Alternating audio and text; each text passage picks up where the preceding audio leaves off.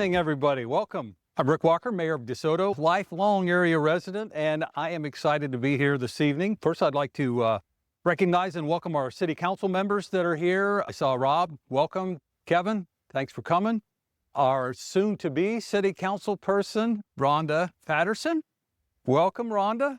To our visiting elected officials, I saw the sheriff here. Thank you for coming. Appreciate you taking the time out to be with us. Chief Maxton, thank you. Appreciate you being here. But most importantly, all of you residents, thank you for taking the time to come here tonight. I appreciate it. We're doing things a little differently this year. Often, cities and counties, DeSoto included, hold their annual addresses during the day at a Chamber of Commerce lunch event. We do have an outstanding chamber and we have incredibly engaged members, but having this event exclusively for our businesses and during the day might exclude some of our residents. Our city is rooted in a sense of community. Our residents are why DeSoto is such a great place, warm and inviting to live, and it's only fitting that a conversation that we're having here tonight would include everyone. Last year, we held an event in the evening that we called Hometown Hall, an event that we presented to provide updates, and so that's why this year we're combining the two traditions. We are welcoming you to the Hometown Hall, State of the City edition, and it's a chance for all of us to reflect, to connect, and to look ahead. But before I jump in, I'd like to recognize the team that put this together and the folks that are behind so much of what you're going to hear about us tonight. We have Mike Brungard, our city administrator here, Brandon Mills, our assistant city administrator. Hold your applause till the end, please. And our communications and outreach team, Whitney Lang and Libby Johnson, who put this whole event together. Thank you all for the work that you do all year long. I don't know about all of you, but I am having a good time with all the new activities that we have to do here in DeSoto. A Sunday brunch at Leo's, my weekly dinner at Burn Ends, craft beers at Force of Nature, the Friday nights at Rhythm and Roots downtown. Just last weekend, Monica and I saw a band from our youth. Missouri was playing down at Riverfest Park, and their hit song debuted in 1977, I think, 78, back in our high school years. So it's great times. At every event, I see a lot of familiar faces and I see new faces, meet new families, and everyone keeps saying the same thing. There is a lot to do in DeSoto these days. And they're right. That energy, that feeling of things happening, it's not by chance. It's the result of intentional development. When we plan well, businesses take notice, and over the past year, we've seen that firsthand. These are just some of the businesses that have chosen to open in DeSoto in the last year. We have a new Pilates studio, restaurants, a Montessori school, a nail salon, an urgent care center, and a dental office. More than just amenities, they're a sign of growing confidence in DeSoto as a place to invest. And without that new development, we wouldn't have the new restaurants, and we wouldn't be able to bring the Friday nights to life with a weekly music and market series downtown. In fact, the development has literally made this possible. And I would like to give a big thank you to Panasonic Energy, who's here tonight, for being the sponsor of the entire summer entertainment for the community through this Rhythm and Roots market. Thank you, Panasonic. And without development, we certainly wouldn't have been able to lower property taxes. This year, for the first time in DeSoto's history, we were able to significantly reduce the property tax burden, cutting our property tax bills by approximately 1/3. That translates to an average savings of $200 per homeowner. In a year when property values rose roughly 7%, we're the only city in Johnson County that accomplished that. So, I was just curious. So I looked back at some of the old tax bills that I had, and I saw that because of the lower mill levy, I actually paid less in city property taxes last year than I did back in 2017, which was my first year as mayor. On top of that, we are able to launch a property tax relief program that offers eligible veterans and seniors even more support on their property tax bills. There's a lot more to do, and we're paying lower taxes. So it's a win-win-win. But that's just the start of our good news. In 2022, we announced that DeSoto would be home to the largest economic development project in Kansas history, the largest electric vehicle battery manufacturing facility in the world, and on July 14th, 3 years to the very day later, the Panasonic Energy EV battery manufacturing facility will officially open. They've already proven to be an outstanding community partner, and I look forward to the day when DeSoto High grads can begin their careers there. That's when we'll see our investment pay off in the most meaningful way, that young people choosing to stay and build lives here have that opportunity. But Panasonic isn't the only big investment we've seen recently. Our longtime neighbor and partner, Merck Animal Health, is expanding operations with an $895 million investment in the DeSoto facility. That's right, almost $1 billion invested in our community. Merck Animal Health is a global leader in its industry, and this represents the company's largest expansion to date. It includes a 200,000 square foot expansion, 2,500 construction jobs, and 200 permanent jobs when the facility opens in 2030. I'd like to highlight and thank the former Mayor Dave Anderson for his foresight when he worked so hard to attract Merck here some 20 years ago. Dave and Marge Morse, who was our EDC person at the time, traveled to New Jersey to visit and recruit Merck, and were able to convince them that DeSoto was the right community to expand their operation back in the early 2000s. His commitment to the progress has contributed significantly to our city's financial stability all these years, so thank you, Dave, for that. Investments like that mean our city can invest in initiatives big and small. Ask any business owner in town, and skyrocketing sales are great news for their bottom line. The presence of Panasonic is already making a tangible difference in our local economy, and we can see it in the numbers. In 2022, DeSoto's average retail sales hovered around $7.8 million per month. But as the number of Panasonic workers on site steadily climbed, so did local spending. In 2024, that monthly average jumped to $18.4 million, and in the first 5 months of 2025, we've already climbed to an average of $19.6 million per month. This is real, and it's a measurable shift in activity. More people are eating at our restaurants, shopping in our stores, and investing in our community. It's a sign that development, done right, doesn't just bring new people in, it brings lasting benefits for those who are already here. That rising revenue strengthens our city's budgets and allows us to give back more through services, infrastructure, and even tax cuts. It means we can improve our streets. We're spending $1 million more on street maintenance this year than we did last year.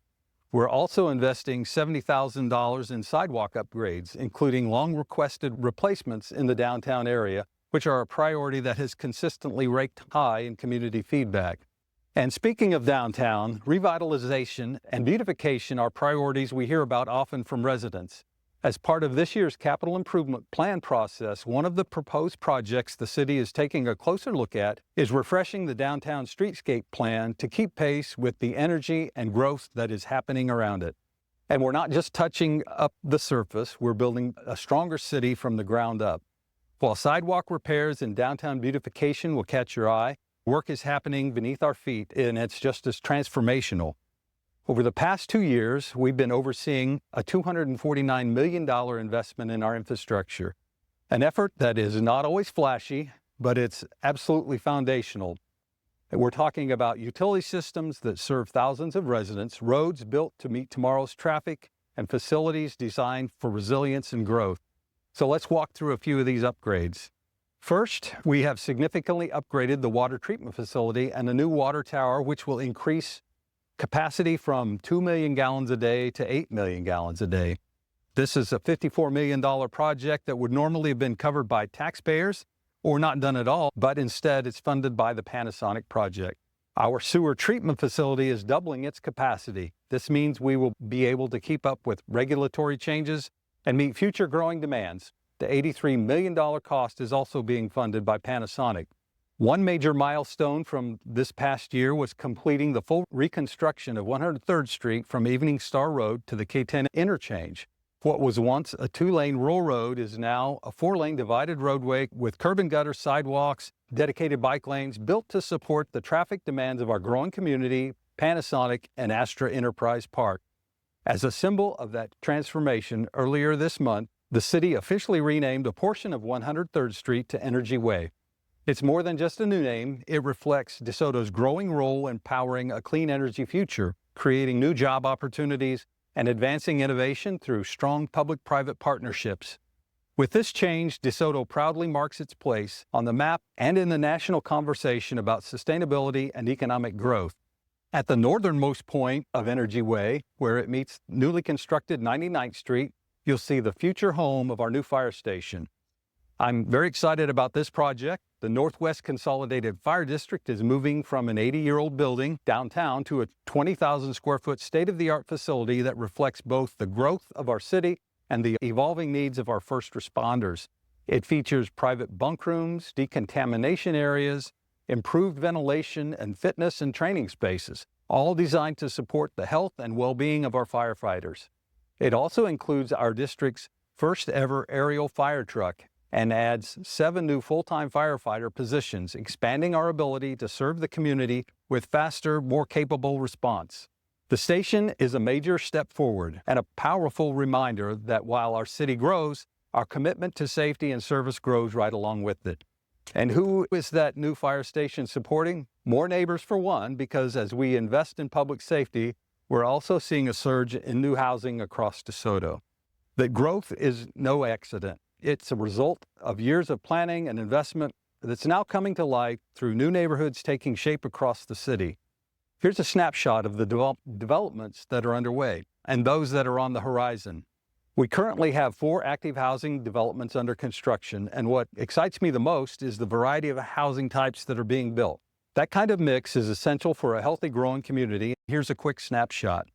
The Residences at Lexington is a $75 million apartment complex by Alcove Development, and it's well underway at 90th and Lexington. When it's complete, it will include 382 units across 13 buildings with a mix of studio 1, 2, and 3-bedroom apartments. 6 of those buildings, totaling 136 units, are expected to be finished by the end of 2025, with the rest following in 2026. Eagle Creek Townhomes at the northeast corner of Lexington and Ottawa. MDP Partners is adding 21 medium-density units across 4 new townhome buildings. The Residences at Eagle Creek, All In Enterprises, is building 27 new single-family homes at 87th and Penner Avenue. Anderson Estates Prairiefield Development is constructing 10 duplexes, 20 units in total, at West 85th Street and Kickapoo Street.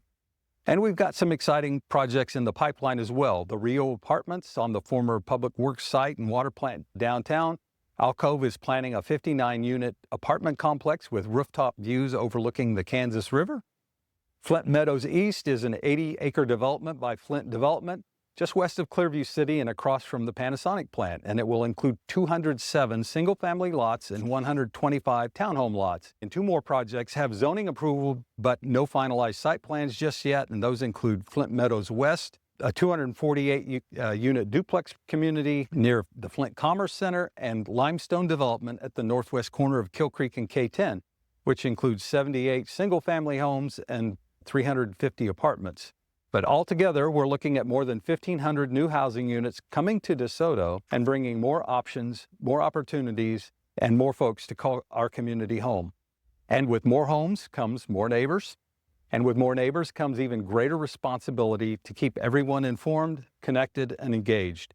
That's why our approach to communication has grown right here alongside our city. We've made it a priority to meet people where they are, whether that's online or at community events, or through tools that make city information easier than ever to access. Our 2024 community survey showed that residents appreciate the city's efforts to communicate, and they're eager for even more ways to stay connected. That feedback has already inspired several new tools and platforms aimed at making information easier to access, understand, and act on. We have a new feature called the Hall Monitors, a monthly podcast by our comms team that gives you the story behind the story, diving into the people, the projects, and the decisions that are shaping DeSoto, all while paying homage to the history of City Hall. We also rolled out the Mayor's Minute, which is a quick biweekly audio update breaking down our city council meetings in plain language. Many of our older residents have told me they appreciate being able to hear the updates in a format that works better for them. And for answers anytime, day or night, there's a new website chatbot, Ask Abbott, named after early DeSoto pioneer and Free State advocate, Major James B. Abbott. It's a modern way to serve our residents while honoring our past. And while this isn't a brand new platform, I do want to highlight the city's biweekly email newsletter. It's where people turn for timely updates on road closures, events, safety alerts, and more. And earlier this year, it even won a national award for government communications. Timely updates matter, and that's especially true when it comes to safety. In partnership with the Johnson County Sheriff's Office, we've expanded law enforcement services to meet the needs of our growing community. Our contract provides 24/7 patrol coverage, including dedicated deputy assigned specifically to DeSoto. And this past year, we added a power shift deputy during peak hours, bringing an additional 40 hours of coverage each week when it's needed most. This upgrade was fully funded through the Panasonic Development Agreement, which contributes $100,000 annually toward policing and road maintenance. The results speak for themselves. Between 2023 and 2024, citations and warnings nearly doubled, reflecting increased visibility and proactive patrols, particularly along K10. Meanwhile, crimes against property and society declined, and traffic-related injury accidents remain low. Combined with our new fire station, these events make one thing clear. In DeSoto, public safety isn't just a priority, it's a promise. And of course, our schools remain a top priority, a cornerstone of our community. USD 232 continues to rank among the very best in the state of Kansas. In fact, it was once again named the #2 school district in Kansas and in Johnson County, #2 with the best teachers for students. The district also stands out nationally, placing in the top 4% of all school districts across the United States, and it achieved all of this while reducing its total mill levy to the lowest rate in at least 31 years. That's outstanding leadership and smart stewardship of public resources. I am also incredibly excited about the expanded opportunities for outdoor recreation taking shape throughout our community. Thanks to Sunflower Redevelopment Group, Johnson County Parks and Recreation will soon add 2,000 acres of new parkland right here in DeSoto, surrounding Astra Enterprise Park. Once it's complete, Kill Creek Park will be the largest park in Johnson County.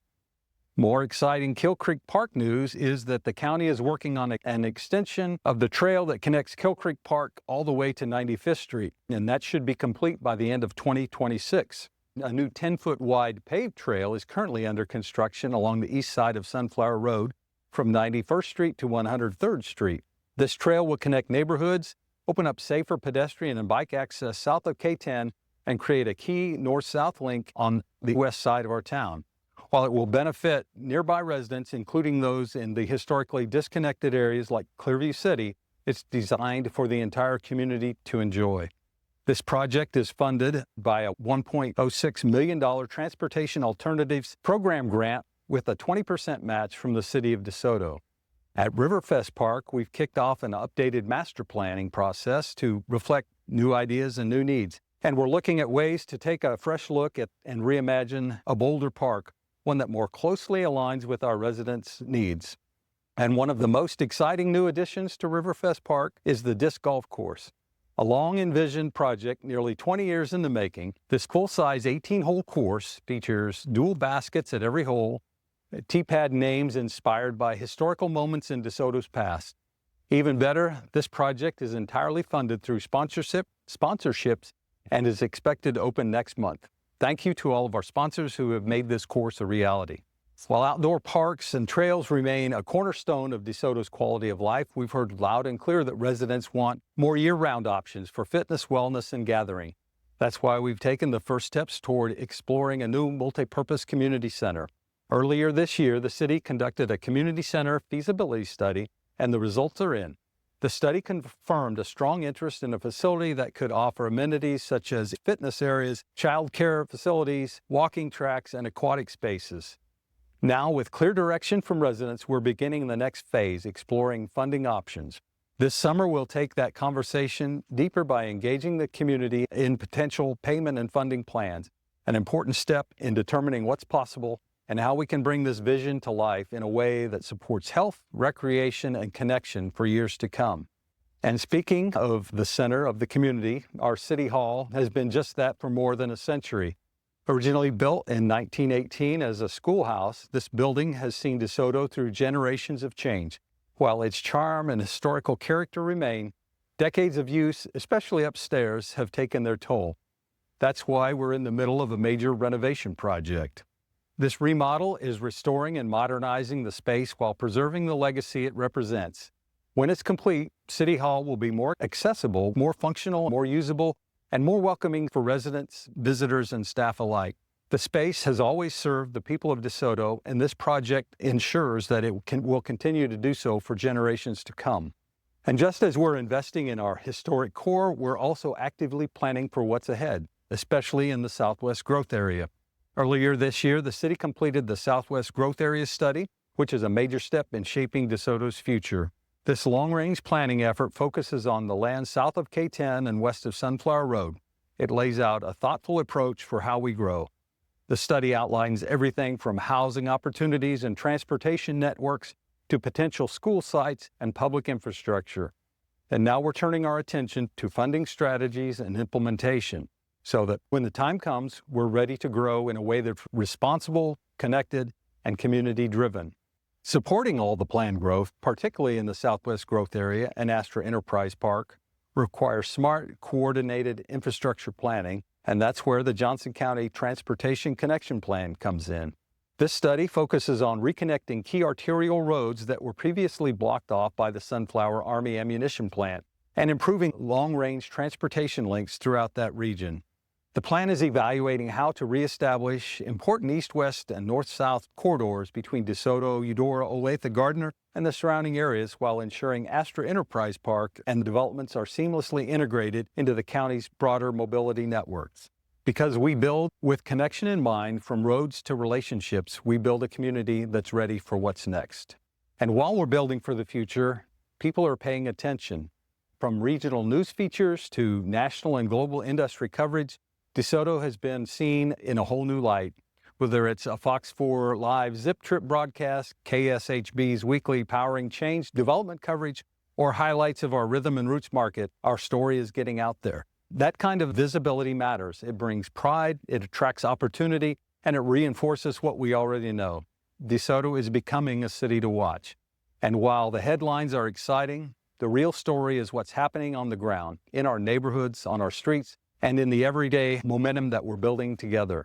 I want to ask, how many of you have been out to the Rhythm and Roots market on a Friday night? Good to see.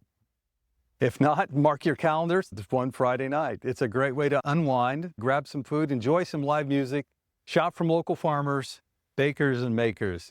You can actually see the impact on this graphic. Those spikes in foot traffic, that's Friday night in DeSoto. Events like this just don't fill up the calendar. They're bringing people together. It's a reminder that what we're doing is working, investing in places and programs that build connections. That's why we're calling it Rhythm and Roots. The rhythm is the activity, the movement, the music, and the momentum we create when we come together. And the roots, while a play on the roots from produce, those are the things that ground us. They're our history, our values, and the bonds that we share as a community. Because when we stay rooted in who we are, we make room to grow in ways that are thoughtful, connected, and uniquely DeSoto.